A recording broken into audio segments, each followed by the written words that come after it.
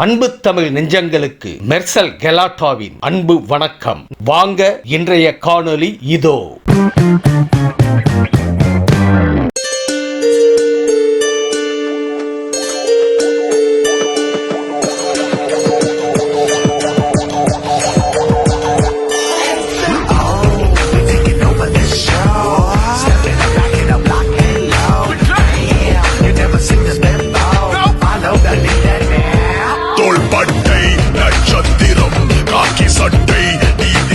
திரு உதயநிதி அவர்களே, அண்ணா திமுக சேர்ந்து 1974 நான் கட்சியில் சேர்ந்தேன்.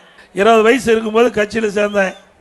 நான் கிட்டத்தட்ட 51 ஆண்டு காலம் அந்த கட்சியில் இருக்கிறேன். உங்க வயசு 48 தான்.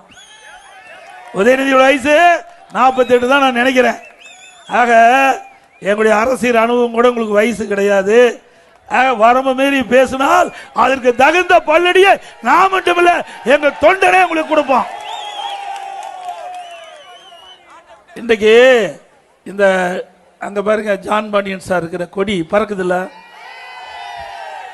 எதனால பறக்குது? காற்றடிக்கும் போது பறக்குது. தம்பி இது கொஞ்சம் காற்றடிக்கிறதுனால பறக்குது. காற்று கண்ணுக்கு தெரியுதா?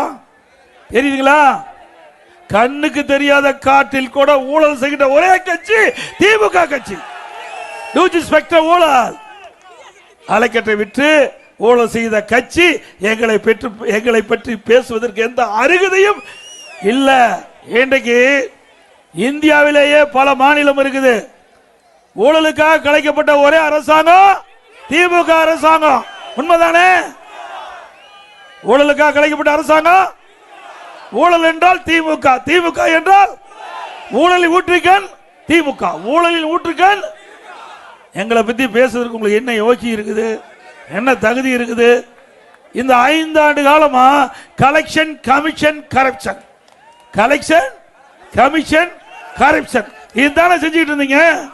நாட்டு மக்களை பற்றி கவலைப்பட்டீங்களா? என்ன திட்டத்தை கொண்டாந்தீங்க? இந்த ராமநாதபுரம் மாவட்ட மக்களுக்கு என்ன திட்டத்தை கொண்டாந்தீங்க?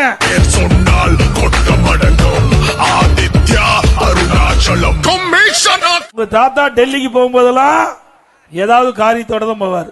தமிழ்நாட்டு மக்களுக்காக போக மாட்டாரு, குடும்ப மக்களுக்காக போவாரு. இன்றைக்கு மத்தியிலே ஆட்சிக்கு வருகின்ற பொழுது திமுகவும் காங்கிரஸ் வெற்றி பெற்று மத்தியிலே இருக்கின்ற பொழுதும் சரி, பாரதிய ஜனதா திமுக வெற்றி பெற்று மத்தியிலே இருக்கின்ற பொழுதும் பதவிக்காக ஓடோடு வருவார். மக்களுக்காக போனதாக கிடையாது. திரு கருணாநிதி அவர்கள் மக்களுடைய பிரச்சனைக்காக, புதிய திட்டத்துக்காக பெறுவதற்காக டெல்லி போன சரித்திரமே கிடையாது. குடும்ப உறுப்பினர்களுக்கு பதவி வாங்குவதற்கு டெல்லி போவார். இல்லாவிட்டா டூச்சி ஸ்பெக்டர் ஊழல். அந்த துறையுடைய அமைச்சர் திரு கருணாநிதி அவருடைய மகள் யார் என்று உங்களுக்கு தெரியும். திரு உதயநிதி அவருடைய அத்தை. 2 பேரும் சிறையிலே அடைக்கப்படுகிற நிலை வருகின்ற பொழுது மத்தியிலே ஓடி கெஞ்சி கூத்தாடி யார் காலிலே விழுந்தார் என்று நாட்டு மக்கள் அறிவார்கள். திரு உதயநிதி அவர்கள் ஒரு கூட்டத்தில் பேசும்போது என்னை பற்றி விமர்சனம் செய்திருக்கிறார். மோடியின் முரட்டு பக்தன் எடப்பாடியாம். மோடியின் முரட்டு பக்தன் எடப்பாடியாம் கண்டுபிடிச்சிருக்கார். நோபல் பரிசு கொடுத்துடலாம். கொடுக்கலாம் இல்லைங்க? நாட்டில் எவ்வளவு பிரச்சனை இருக்கு அதை பத்தி எல்லாம் கவலைப்படாத.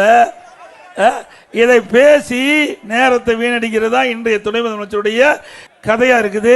உதயநிதி அவர்களே, உங்க தாத்தா யாருக்கு முரட்டு பக்தரா இருந்தார் என்று நாட்டு மக்கள் அறிவார்.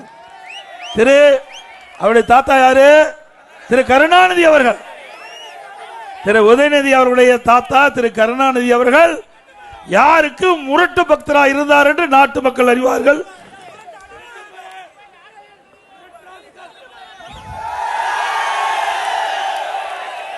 யாருக்கு?